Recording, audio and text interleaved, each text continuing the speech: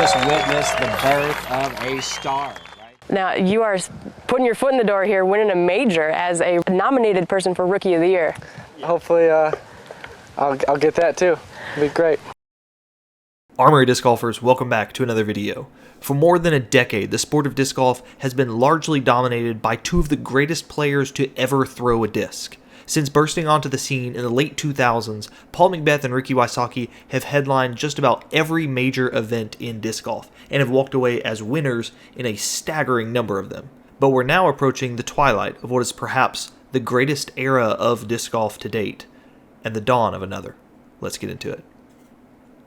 Since 2012, Paul McBeth and Ricky Wysocki have combined to win 8 of the last 12 World Championships, with 6 of those going McBeth's way. Since the Disc Golf Pro Tour started in 2016, they've stood head and shoulders above the rest of the field, with Ricky taking 21 Elite Series wins and McBeth winning 18 of his own.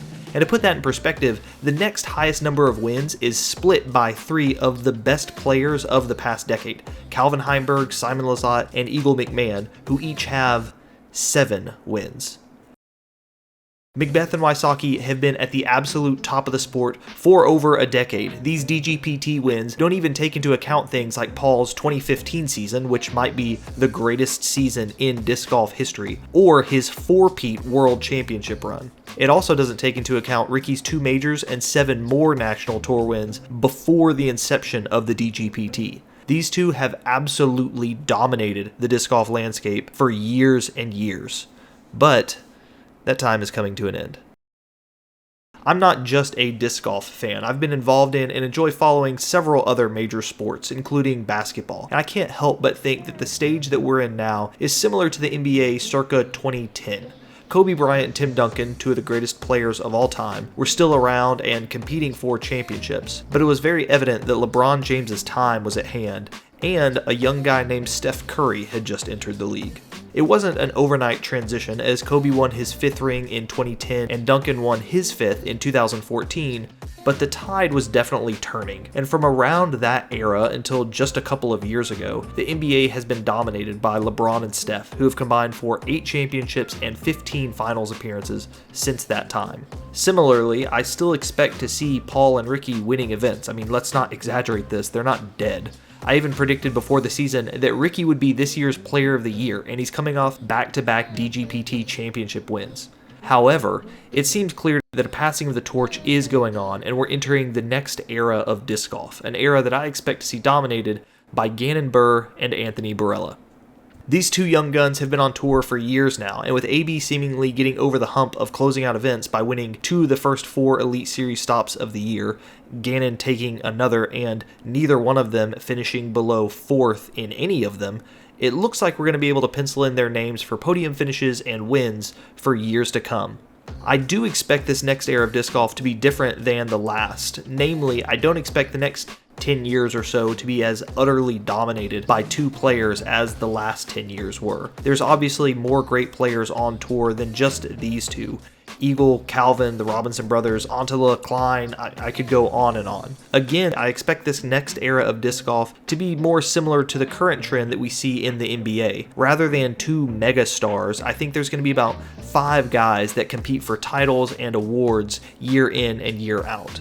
I expect there to be more parity relatively across the top 5 to 10 players, but I don't say that to discredit Paul and Ricky at all. I'm certainly not calling their accomplishments or their era weak. I've got Paul number 1 all time and Ricky as 3 or 4, but it's not a hot take that the overall talent level of the field has risen over the last few years, and in every sport, there are athletes that rise to the top in their respective eras. In the NBA, there have been several Hall of Fame players that have come through the league during the LeBron-Steph era and have made their mark on league history. Similarly, there are several elite talents in disc golf that are going to do ridiculous things in the coming years. But even within the 5 or so elite of the elite, Gannon and AB are going to be the titans. And if I had to pick 2 that I think will win the most over the next 10 years, those are the guys that I'm rolling with. Gannon has already won 4 Elite Series events, a major, and has hoisted trophies at several of the sport's largest A-tiers and Silver Series events. AB has been on tour for a few more years than Gannon, and has been touted as one of the greatest arm talents the sport has ever seen. After a few heartbreaking failures to close out wins in the past, it seems as though AB has found that final gear needed to dominate through an entire event, with 2 wins in the first 4 events already this year. AB is 24 years old, and Gannon is still a teenager, meaning these two still have plenty of time remaining to leave their mark on the game. Many people consider these two to be power players, and make no mistake, they are.